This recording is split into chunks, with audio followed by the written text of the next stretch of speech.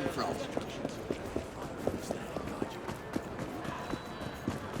I am the resurrection.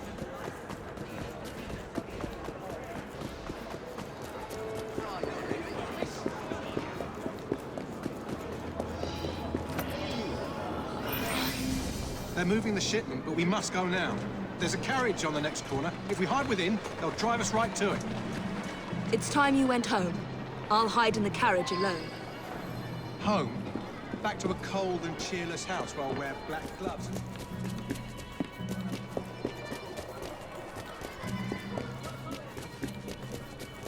I'll keep those ones alive until they take me to our destination.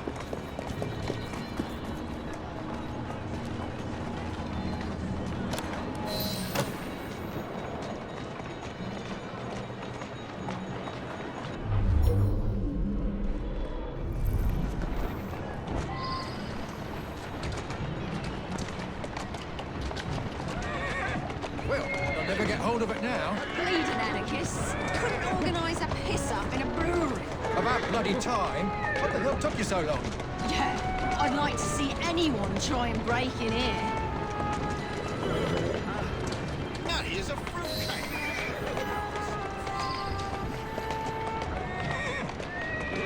Easy.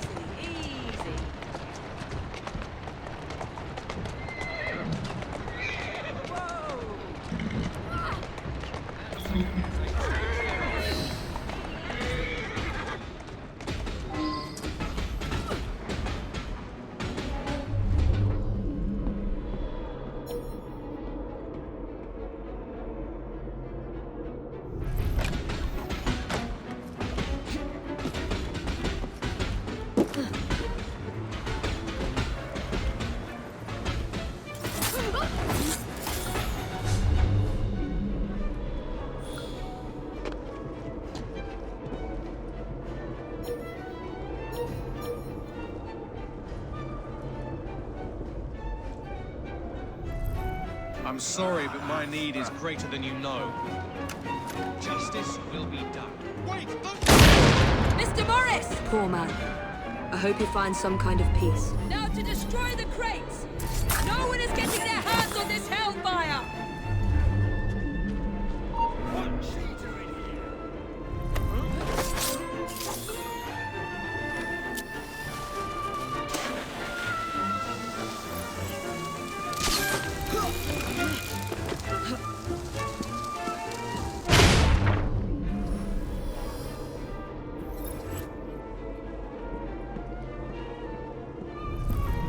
The Rockstar is here!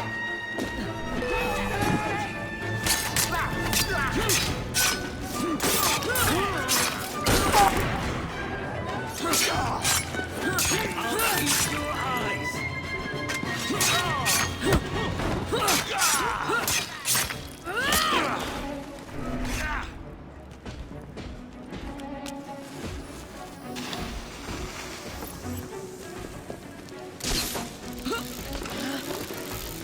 She's here!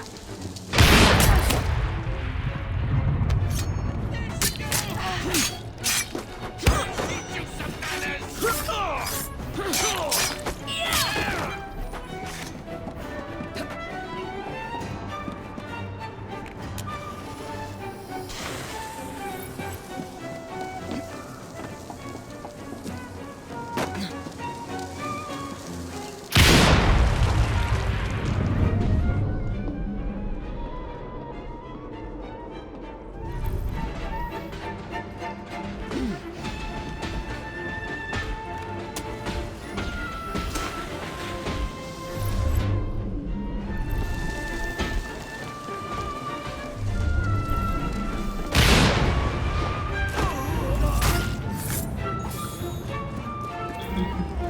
Bless her, she's gone scatterbrain. Oh no.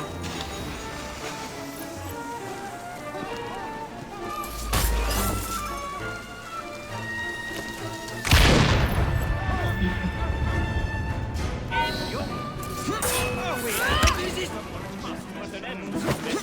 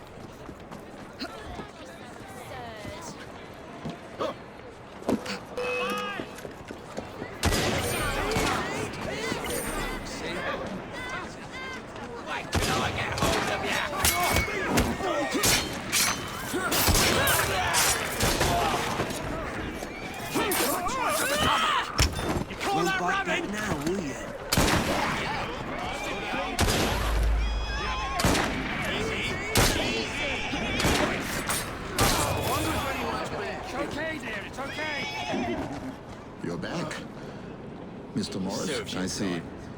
I was afraid it would come to this. He was a good man, but even the best of us can lose our way when blinded by grief. At least no one's hurt. Still, I thank you for preventing a greater tragedy.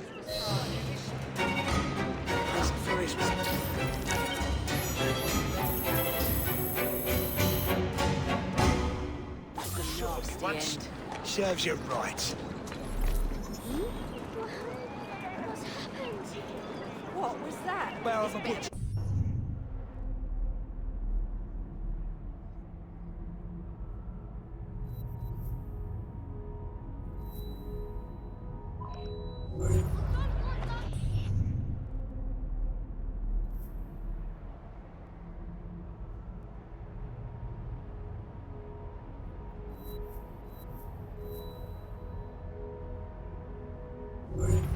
There's a murderer here. At least no one's been hurt. Come on! Yeah! Move it! Come on!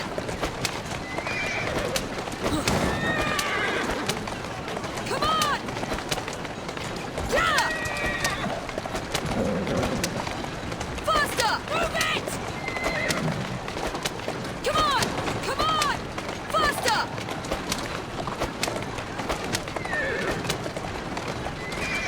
Slowly.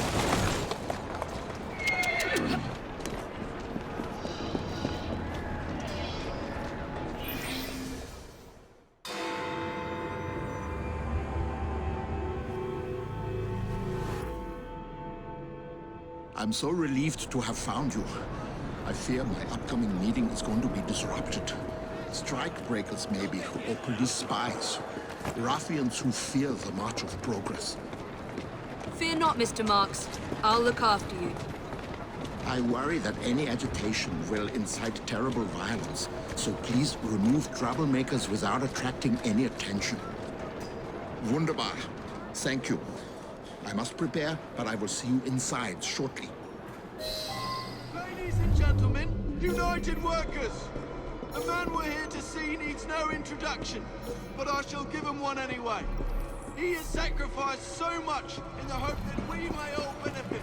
Please give a warm reception to Mr. Karl Marx. There's a suspicious-looking woman. Looks like trouble brewing. I'm not finished! Most generous welcome. England stands at the head of commercial and industrial Europe. In the last 2 decades, there has been an unheard of development of industry and unprecedented increase in What's she hiding like that? Oh, she ain't a strange for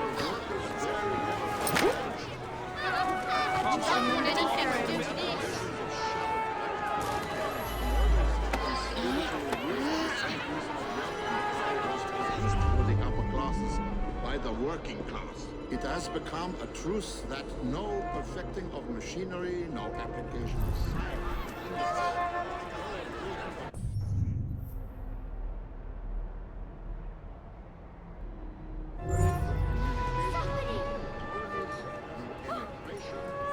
Need some assistance? All of these things put together can do away with the misery of the toiling masses. But rather, on the contrary, upon the present forced basis, every element of the productive part of labor must lead to the widening of the gulf between to the heightening of social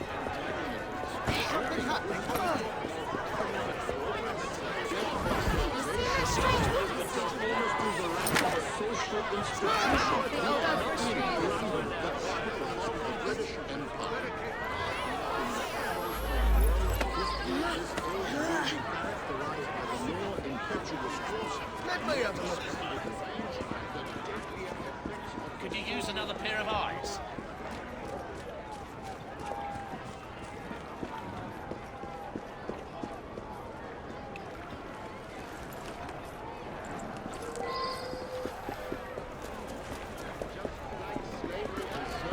She can't be too. Wage labor is automatically supported by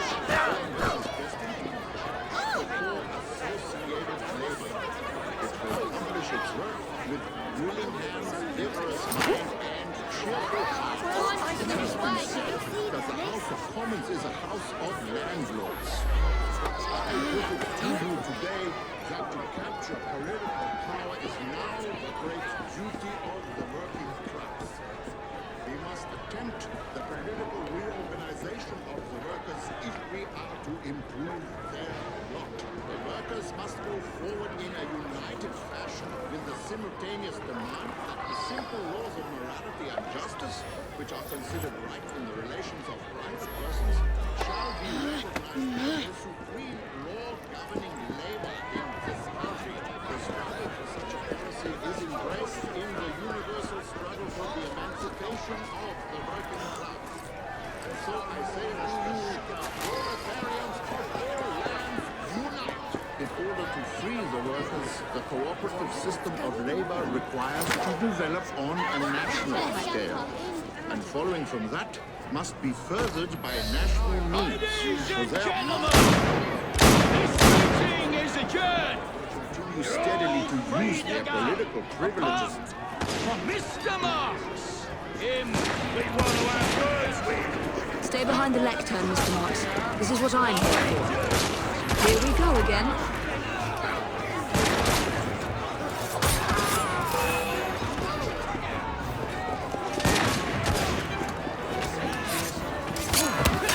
Ready to pull the trigger.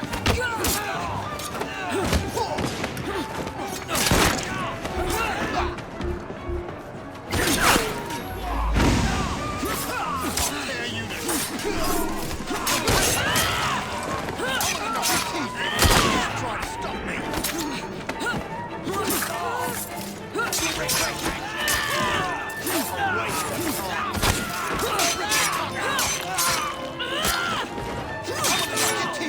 Just try to stop me. The last man. Enjoy. Wrap off. Leg it. You've done a great service for the workers of London. I'm confident the reforms we seek cannot be far over the horizon. I don't suppose you'd formally join the Workers' Party? I'm not much for politics. He's not much for anything that requires deep thought. Does that mean you'll join, Comrade Evie? I'm afraid I have other responsibilities. Honorary memberships, perhaps. You don't give up, do you? We seem to have that in common. Auf Wiedersehen, my friends.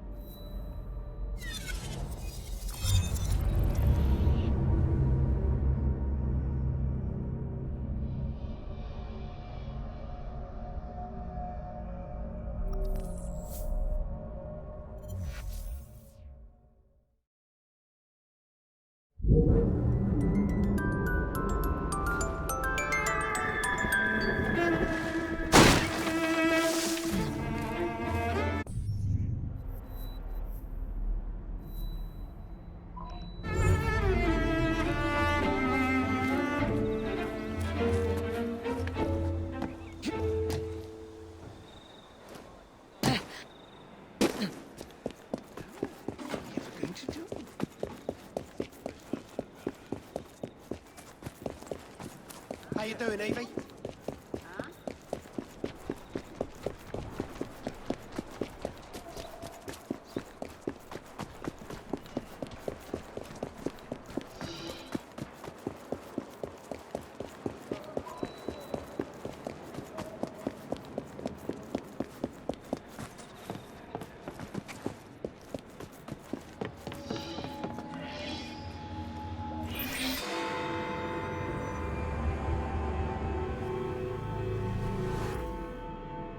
My write-up of that last crime was so ingenious that Purlock Publishing tossed me quite a tight...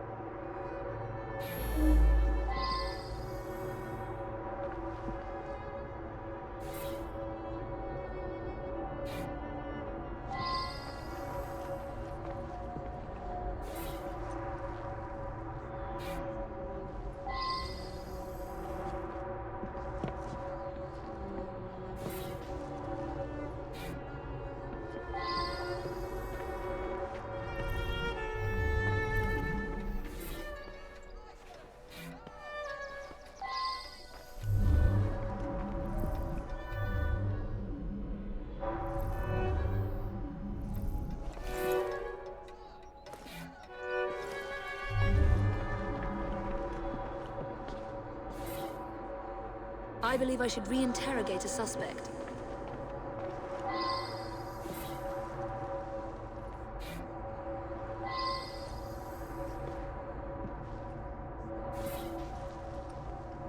I believe I should re-interrogate a suspect. Oh!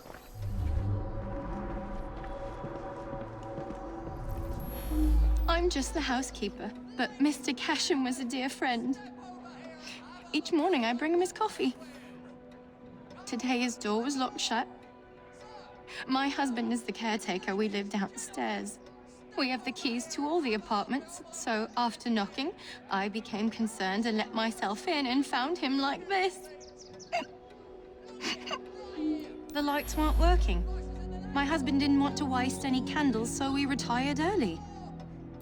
Mr. Cashin was a respected music critic, a very accomplished man.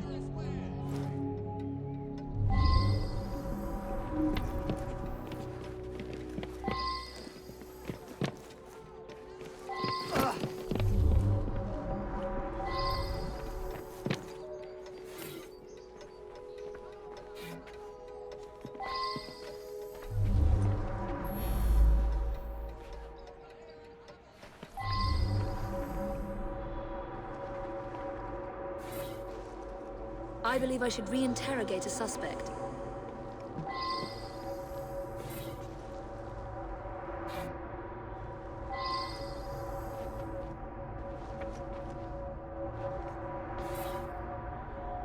Now that I've seen this, I should ask more questions.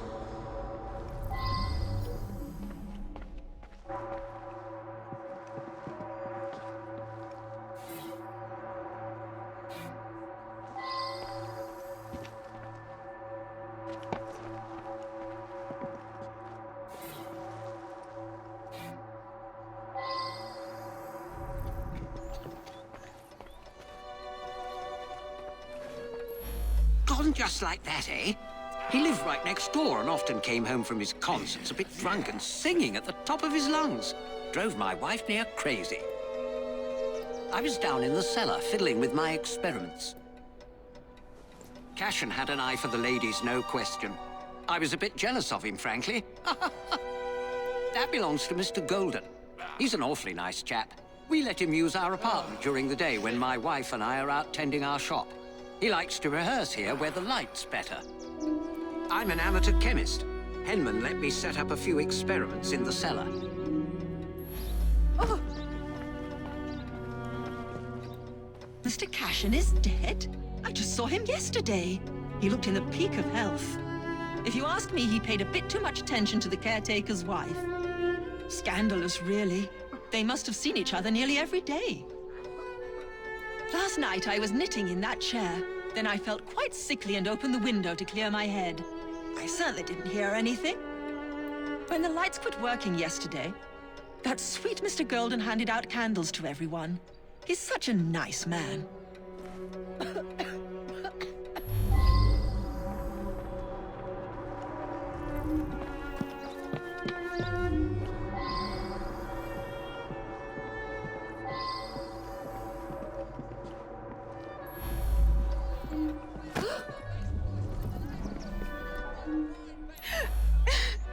It's true. I loved him. He was the best thing that ever happened to me.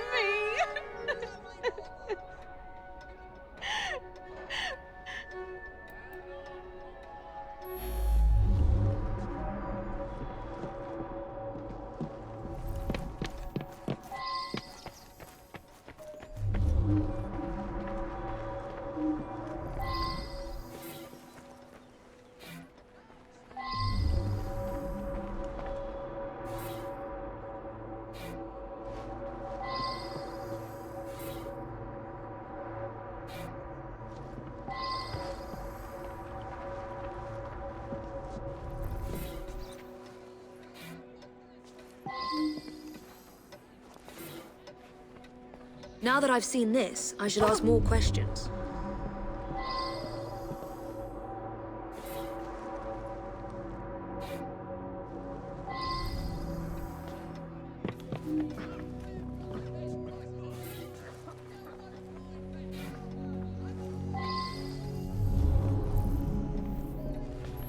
I worked very late.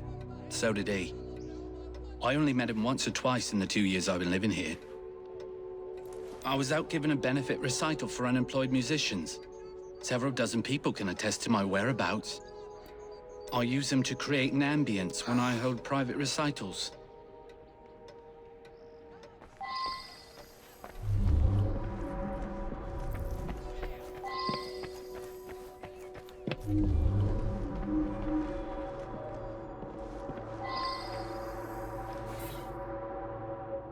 Well now, I didn't ask about this.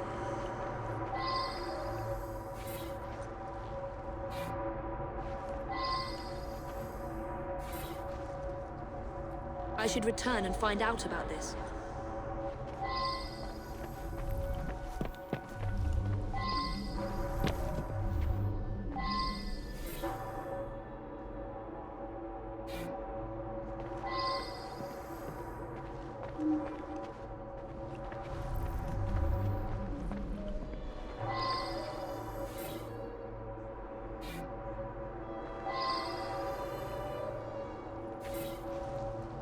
I should go back and ask about this.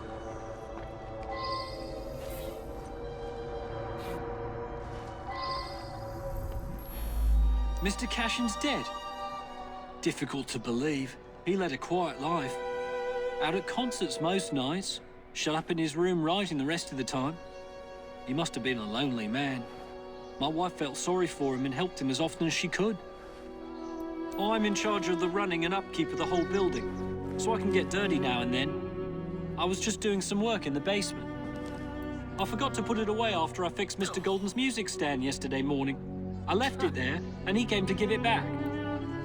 The gas quit working yesterday.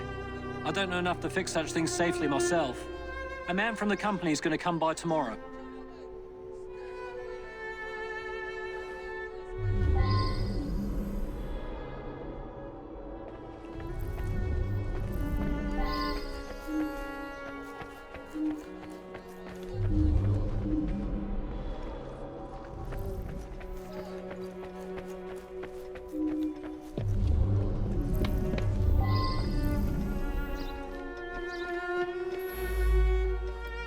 Yes, be careful with that. It can be dangerous. It reacts badly with heat.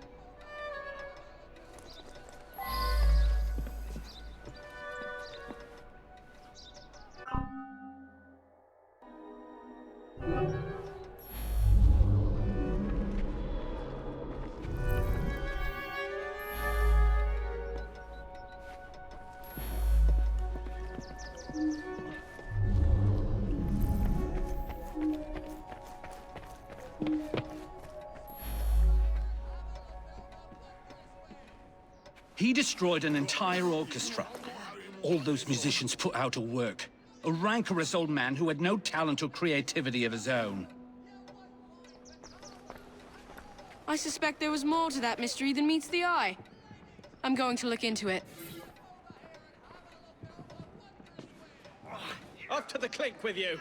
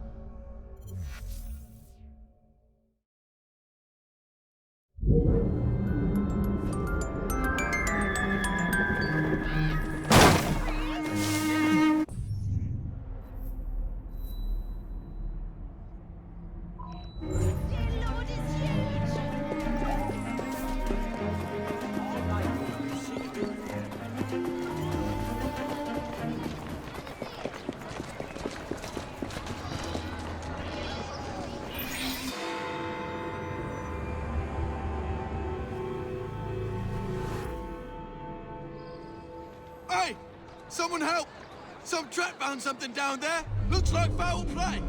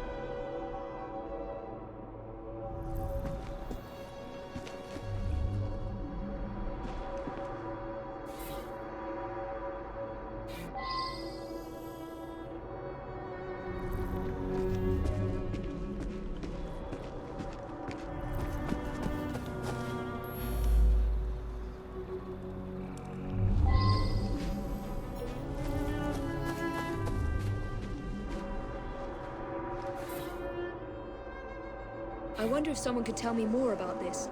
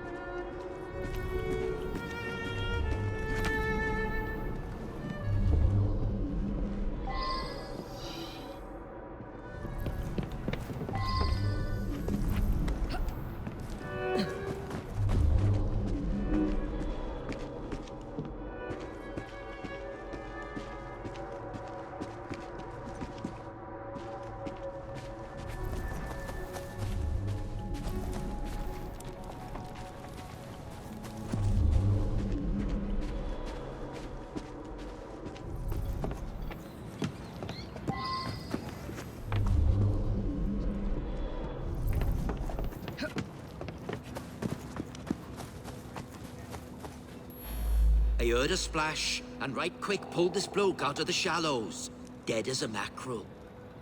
I live there now, if you can call it living. I lost my job, didn't I? No need for the likes of me when a machine can do the work. A nice warm coat like that on a dead man? What do you expect? I snatched it before somebody else came along to nick it. Like you.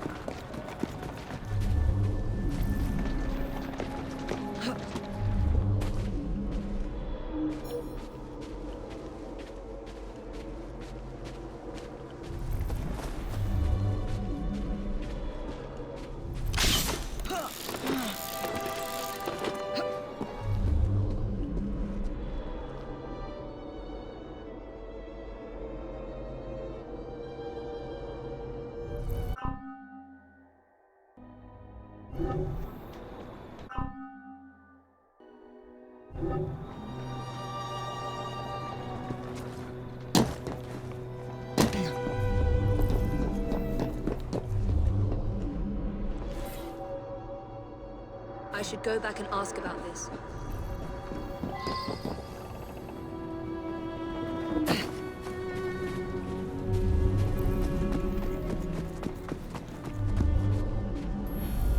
The midnight train? That must be the 616.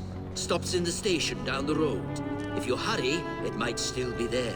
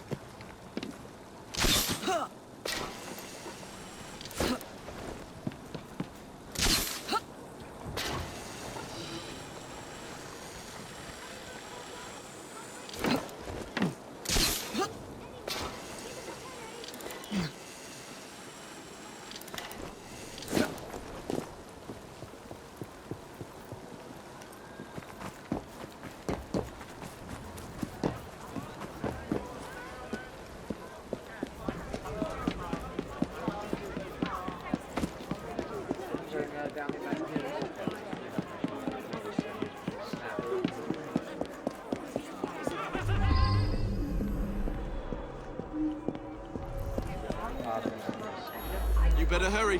It's leaving right now.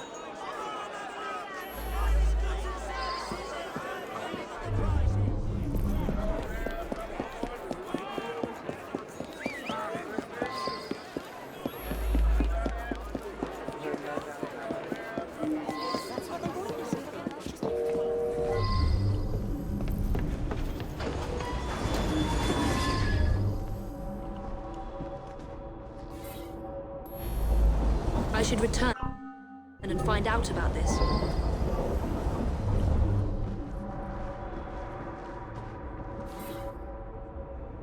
I should return and find out about this. Nothing unusual at all. I had a drink with some gents and then retired to my sleeper. The rich fellow, I did talk with him. Very charming. But a single woman has to be careful, you know. Did something happen to him? Oh, all right. I flirt with rich blokes and the barman slips them a Mickey. I take them back to my sleeper and they nod off before I have to do anything shameful. They wake up thinking they had a night of fun and hand me a few quid. That's what happened with Mr. Killian, but he was gone when I come back from looking for the man who left the note. Someone slipped a note under my sleeper door a few minutes before midnight. It said I should come to the dining car. I went, but only Ryan and Wolf's man were there, and they were both drunk.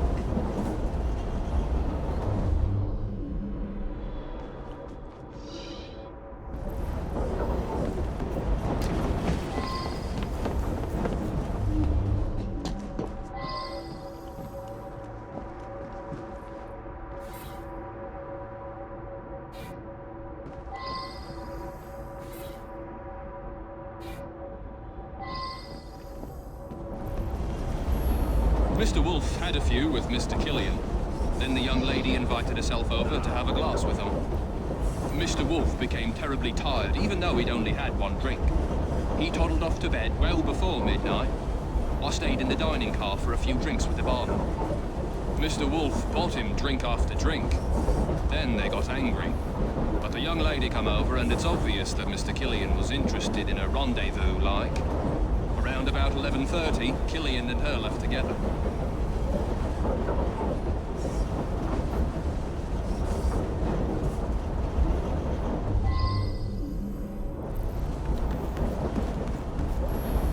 I had drinks in the dining car with Killian. We had business dealings in the past. It was a pleasant surprise to discover him on this train. I suppose there were some disagreements, but there always are when a great deal of money is involved. Sam, he's a trusted valet. He's terrifically strong, which makes him useful in many situations. I felt unusually tired and came back here to get some sleep. You mean the young lady? She and Killian hit it off famously. Embarrassing, really.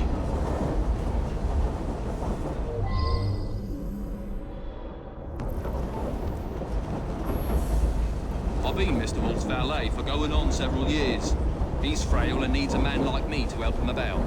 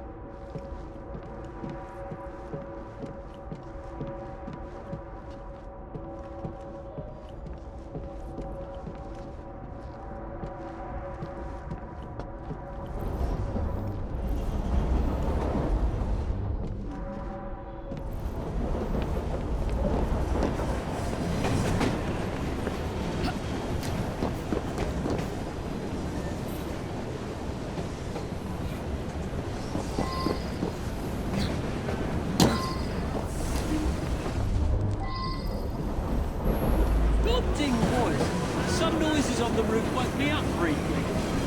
You say someone was thrown from up there? You have to be a very strong fella to drag someone up onto the roof. Killian was on this train. Cool. I used to work at his foundry. I've never even seen him. None of us workers ever knew what he looked like. That one. Clever little minx. She and the barman got a little scam going. I think everyone on the staff knows about it. Vivian had another of her dupes in her compartment by then. After that, I remember people going past me from time to time, but I was half asleep.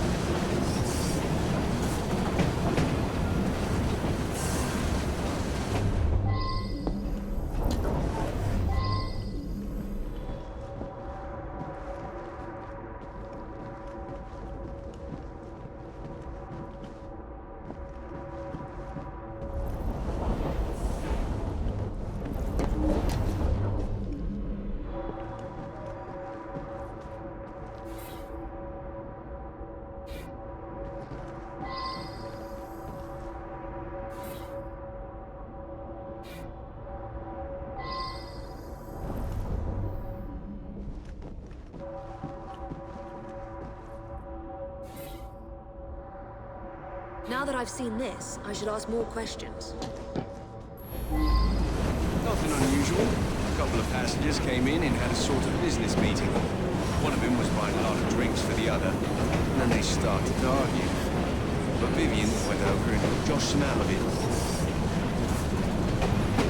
She's a frequent passenger, that one.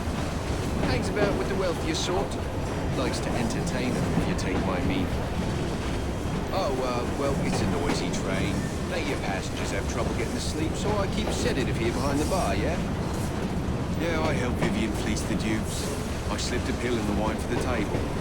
Both gents got sleepy, but Vivian picked the richest one.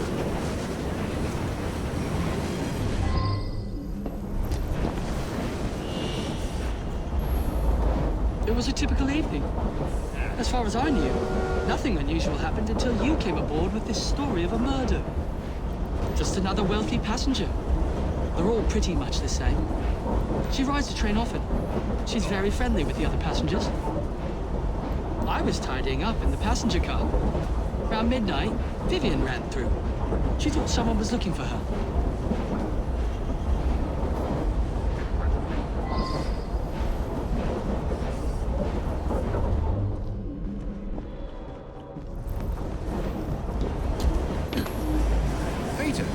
Nice bloke. Came here after being sacked from a foundry a few months ago. I'll tell you.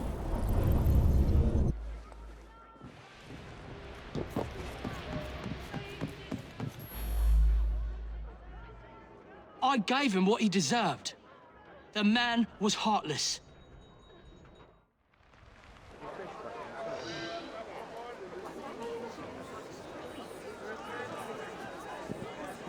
I believe something larger is afoot. A lot of murderous anger concerning industrialists. Might be something to look into. Up to the clink with you.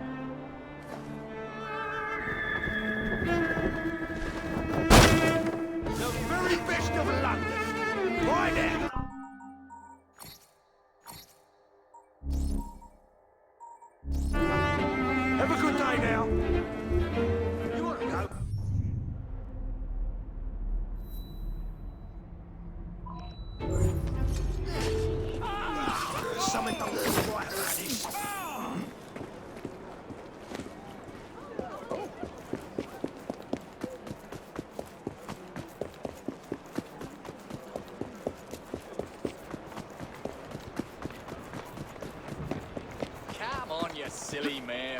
Come on! Move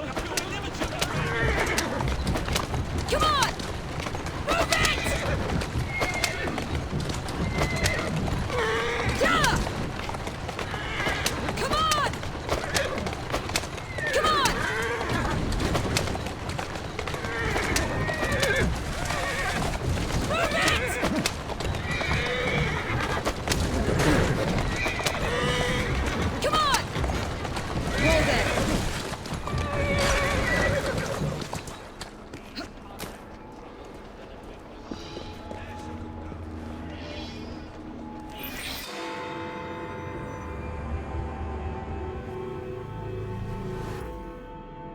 Think of that. Crushed by a crate. The most hated man in London. Can you imagine achieving such a title? One day my brilliance will bring me similar recognition. Must have had an accident.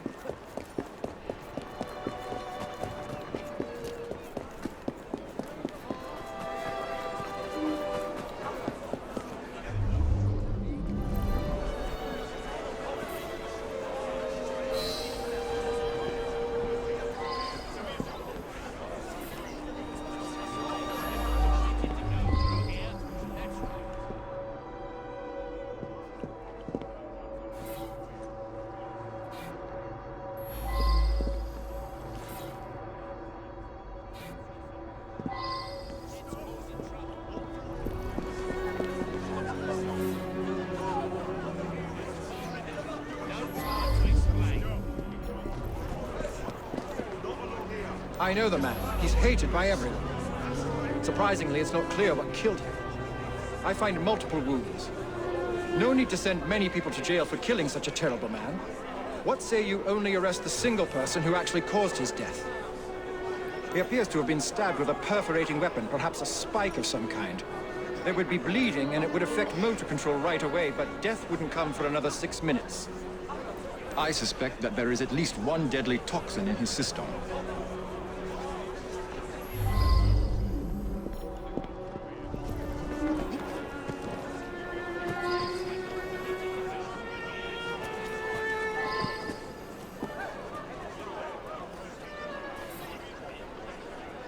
I should go back and ask about this.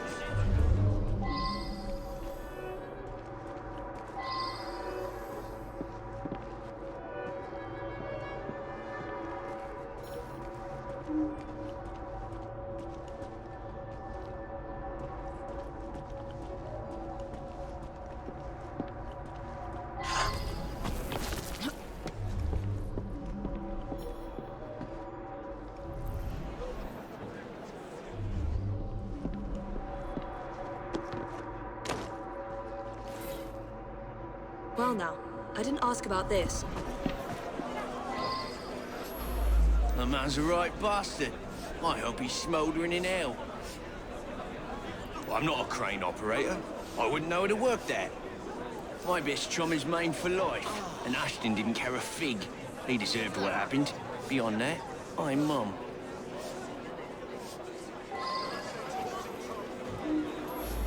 He owned this site and paid us. We all hated him because he looked for any excuse to cheat us out of our wages. I didn't hate him any more or less than my mates. That's around the time I'm given a few minutes to eat something. About then I would have been buying myself an apple at the stand down the street. It's difficult to work properly. You'd have to know what you're doing to drop it at just the right moment. Eddie? Yeah, I taught him how to work the crane a few days ago.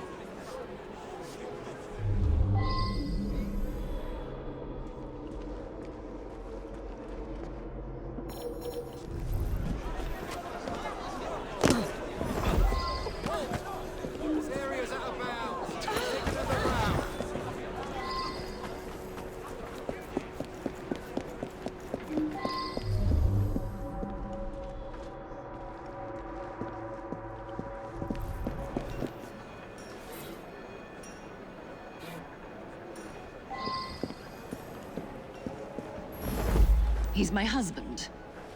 Each day I bring him the household expenses just after he eats his apple. I also brought him his invitation to the knighthood ceremony. The one with the special scepter. Bloody country's going to pot. Of course Where he do our wasn't taxes going go? to take me I along. wonder. I often tie up my hair around a knitting needle. intend to come What any business is it closer? of yours? No one's got any manners. Uncouth sods they are. Shit and bollocksy bloody clowns. He stopped by here every day at the exact same time. He'd buy an apple and try to cheat me out of tuppence. But then most folks do that. Yeah, that sounds right. Came by for an apple. He was here when we heard the crate hit the ground.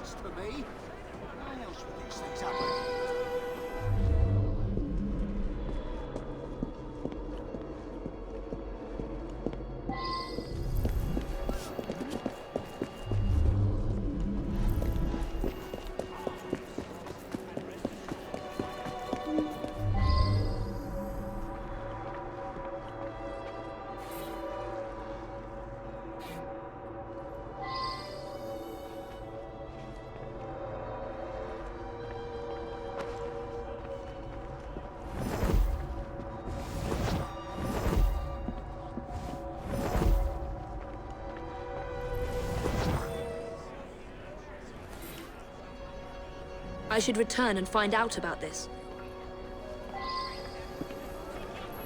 Ashton stops in front of this club every afternoon to check on business rumours. Something of a bastard, Ashton. Told me he had a bit of jam on the side, if you know what I mean. Wife didn't know about it. Well, the bit of jam wants out, but he won't let her. That's the sort of fellow we're speaking of. That was Ashton's doing.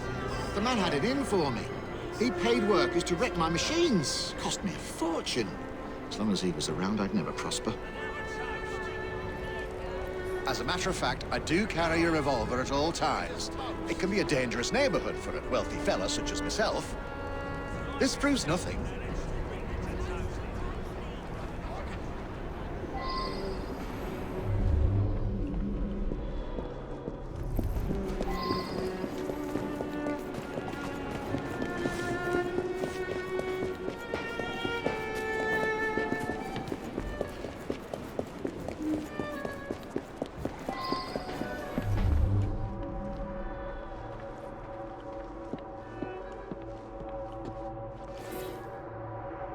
Well now, I didn't ask about this.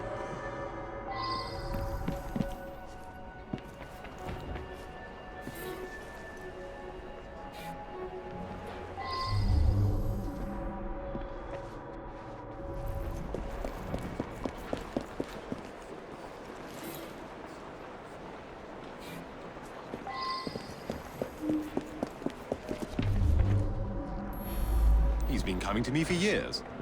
He arrives precisely at 1 o'clock and leaves 2 minutes later.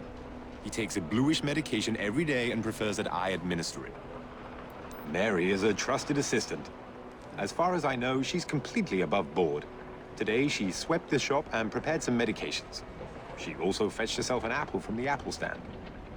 This really is none of your business. He came to me for his blue medication. I gave him blue medication.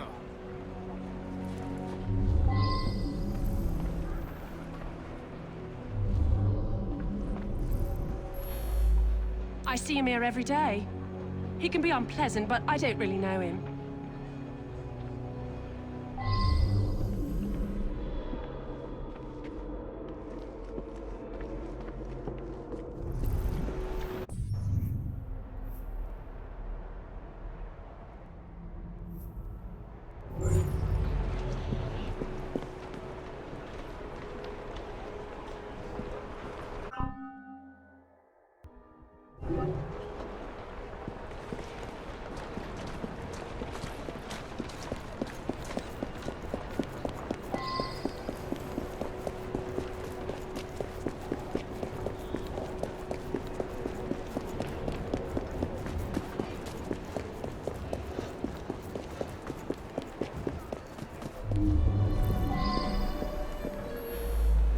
Girl who works at the pharmacy? Yeah, she slipped me an extra threepence. She had a special app just for Mr. Ashton. I gave him that one when he come by. Mr. Ashton did look strange-like. Eyes all yellowish. And then he turned pale after he bit into the apple. Almost green, really.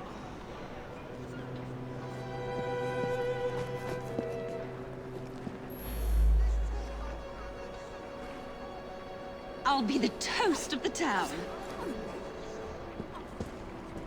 A very unpleasant fellow.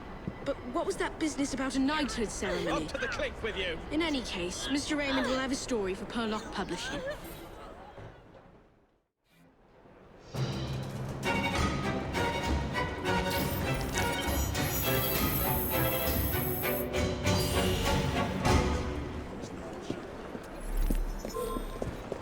Ready yourself!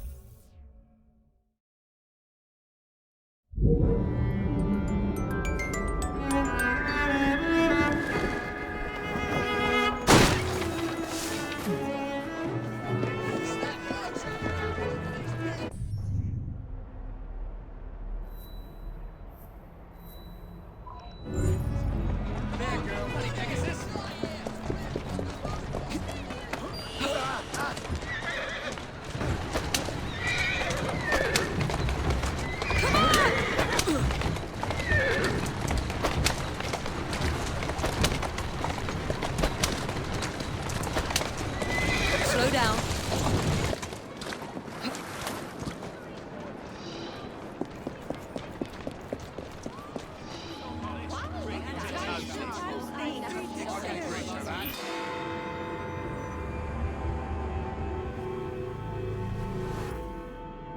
How nice to see you again, Mr. Dickens. Is it time for another of the Ghost Club stories? As a matter of fact, yes. Follow me.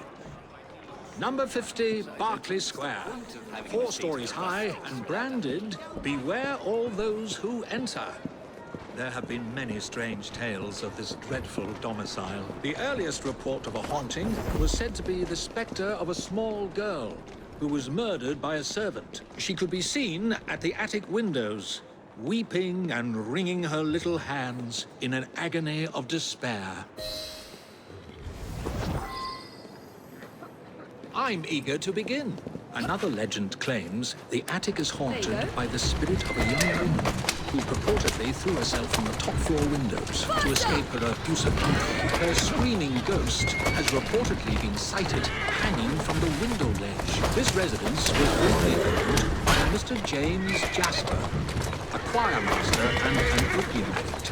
His nephew Edward was betrothed to one of Mr. Jasper's pupils, the fair and delicate Rose. However, Edward disappeared under mysterious circumstances, followed by Jasper himself. Perhaps grief sent him back to the soothing arms of his narcotic mistress.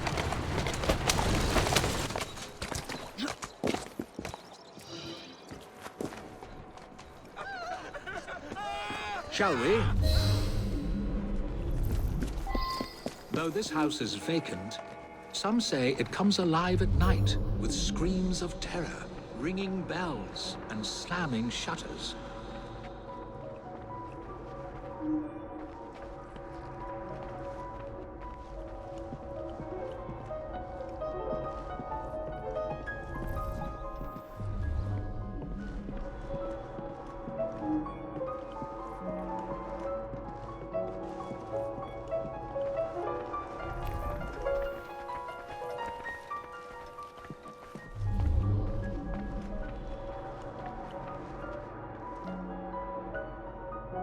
Although eerie, this phenomenon is easily produced by pneumatic tubes and valves. There are claims that a young man was caged in the attic. His only connection to the rest of the world, a tiny hole in the door.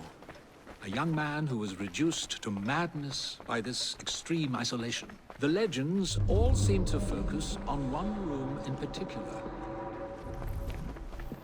A sudden draft. Nothing more.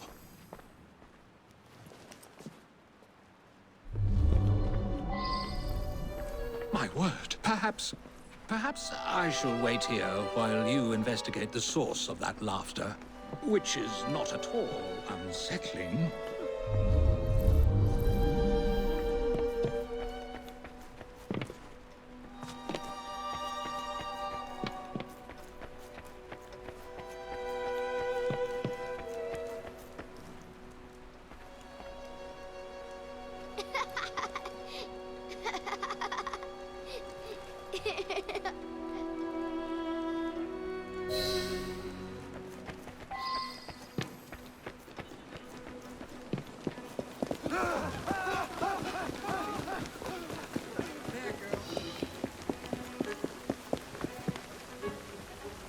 And what have you got there, hmm?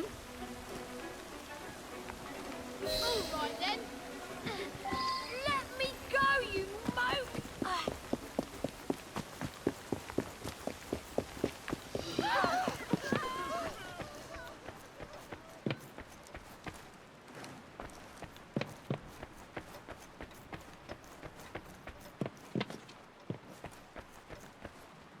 I've found a lock, but I haven't located the key. It's here.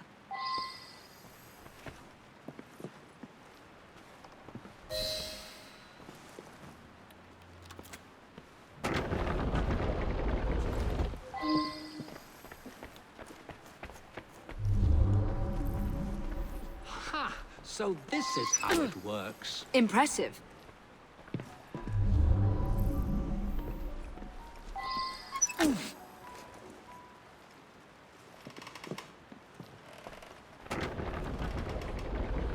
Get out of my house! Stand back, Charles. There was no one whose love for Rosa came near to equaling mine. It should have been enough to keep my beloved nephew away. My poor Ned. Forgive. I did.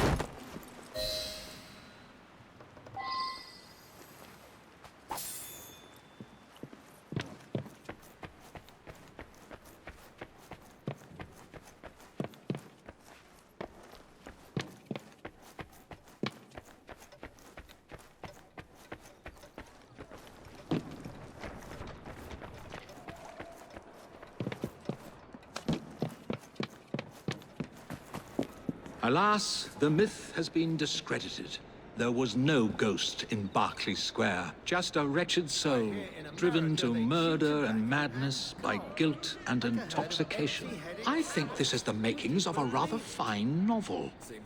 I wonder if I've got one left in me.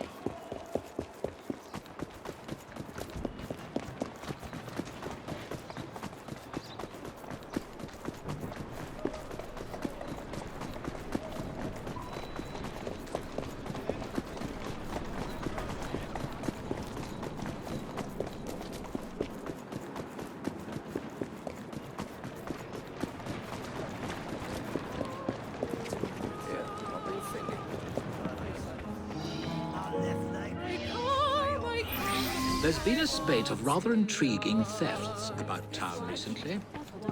Robberies in London.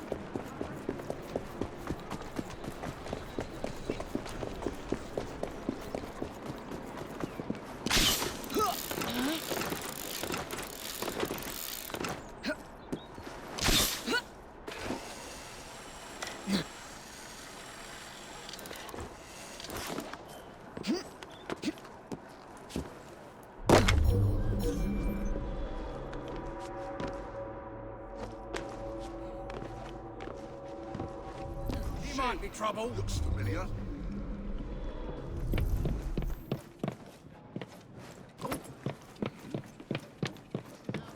I don't like the sound of that. Try that again, I dare you. What's that man done? Rob the pawnbrokers down the road. A demon made me do it. I can't remember much. That's what's so queer. I've never stolen anything in my life before. Let's pretend that I believe you. Tell me who made you do it. All I can recall is a silver watch, swinging in mid-air. It was held by someone or something. A dark presence whispering. I could only see its eyes. A demon. I'll need to verify this with the shopkeeper.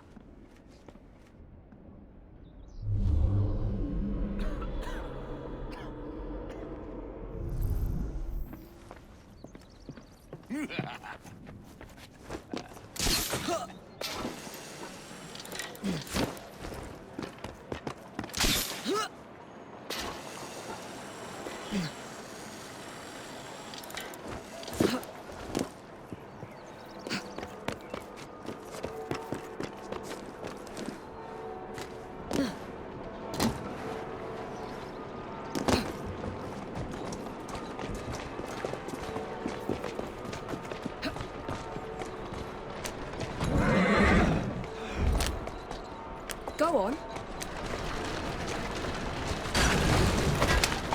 Come on! Come on! Faster! Move it! Come on! Come on! Easy, girl.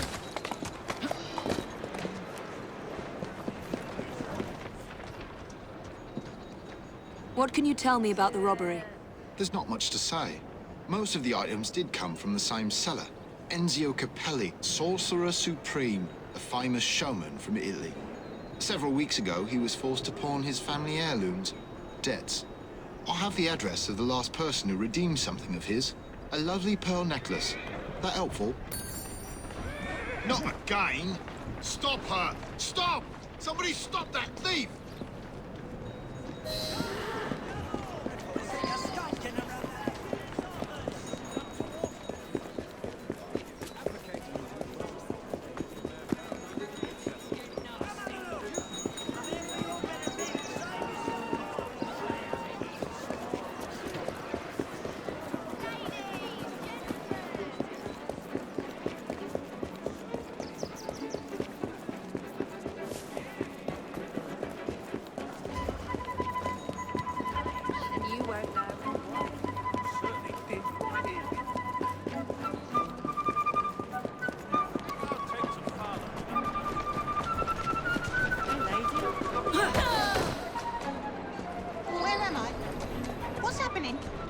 You took something from a pawn shop. It's all very hazy, but I remember something silver flashing in front of my eyes. Then I heard a sort of bell. Next thing I know, I'm here with you. My only lead is this mysterious buyer.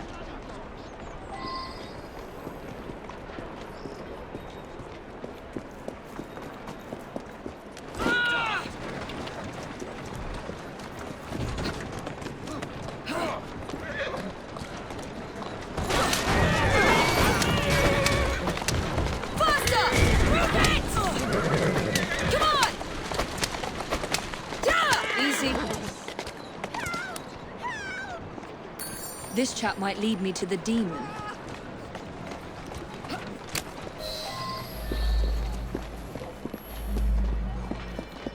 I'll slice you open! die.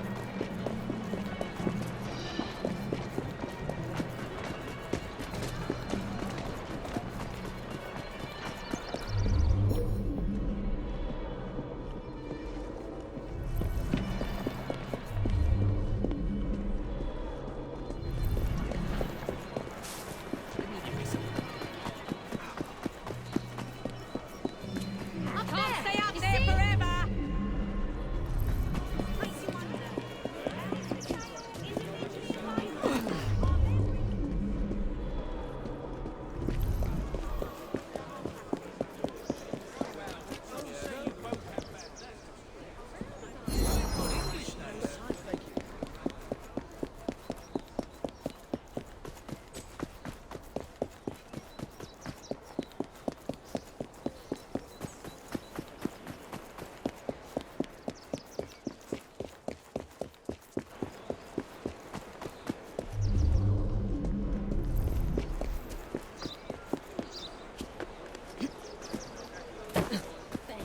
You are not...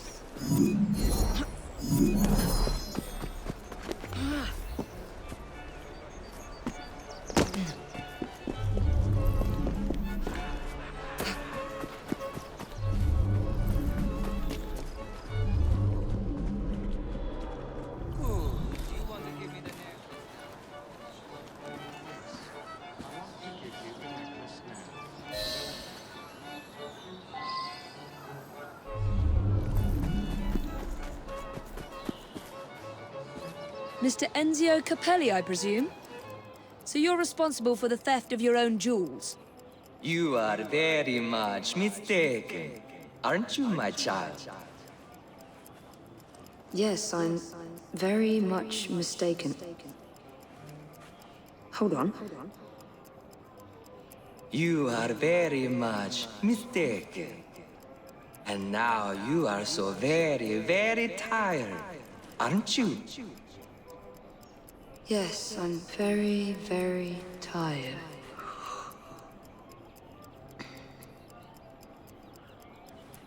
Now, you're going to do a little job of work for me, aren't you?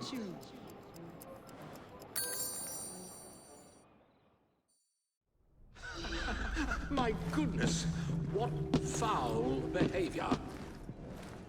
What's going on? Where am I?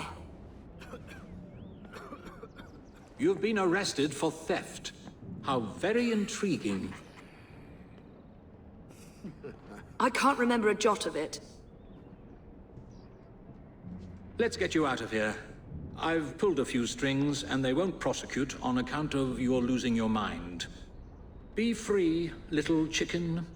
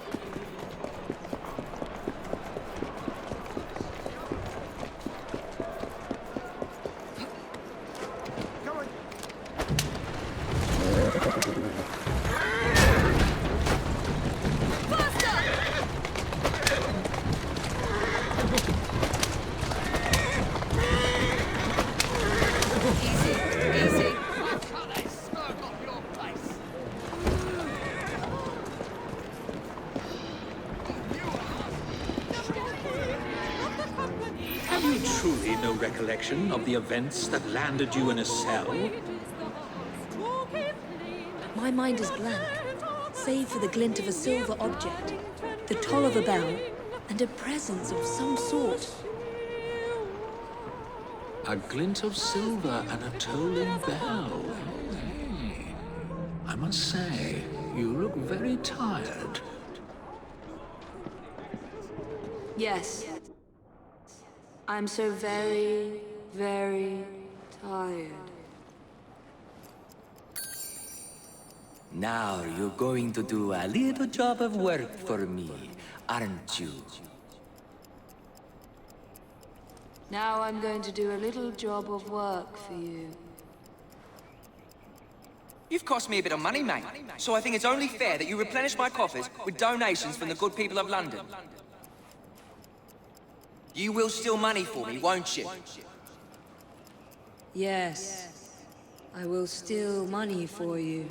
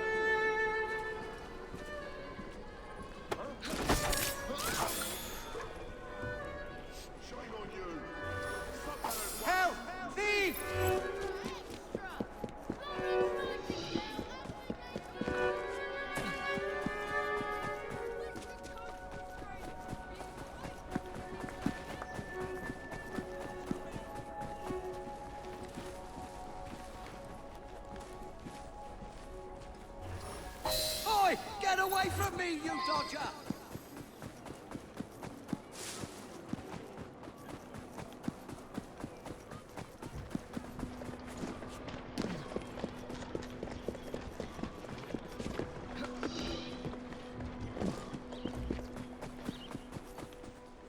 Good. Very good. Now, we can't have criminals like you roaming the streets.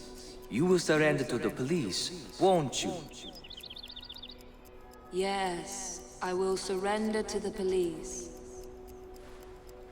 Oh, and when you do, you're going to do a silly little dance for them.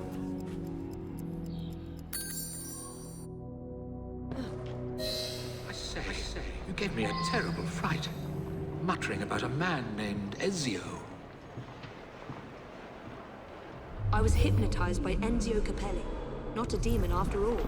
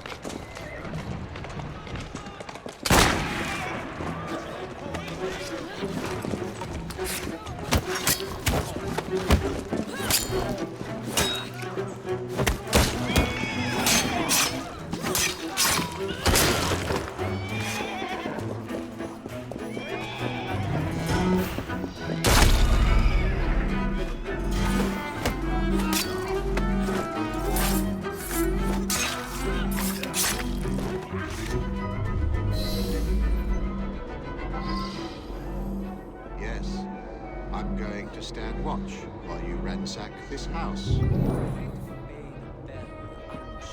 Yes, I'm going to obey the bell.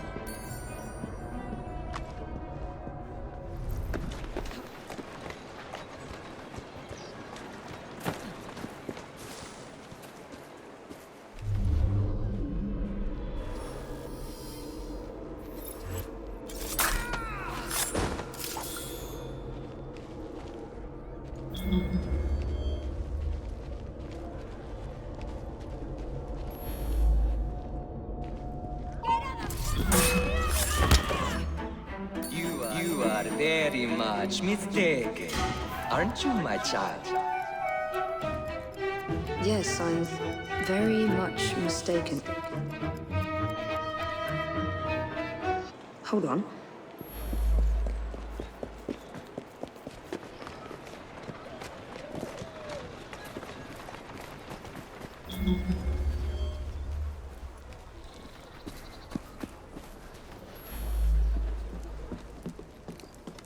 Get your hands off me! I admit it, I'm not Italian. It was just for my act. Nobody wanted to see a British hypnotist. I don't care. I'll give you...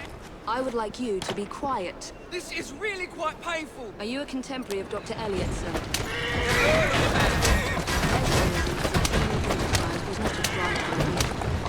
Dare you!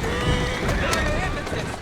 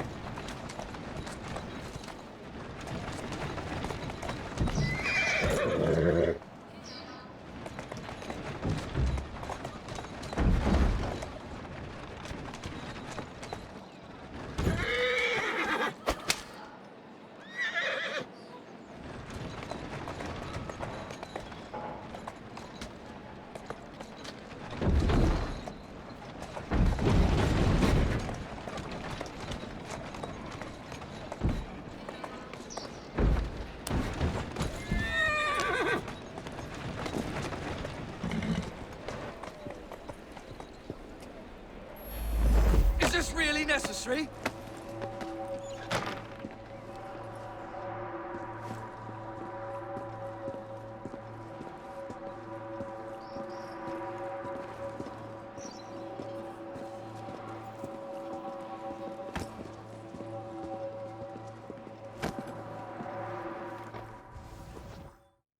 You will make reparations for your crimes and liberate the innocents you've used.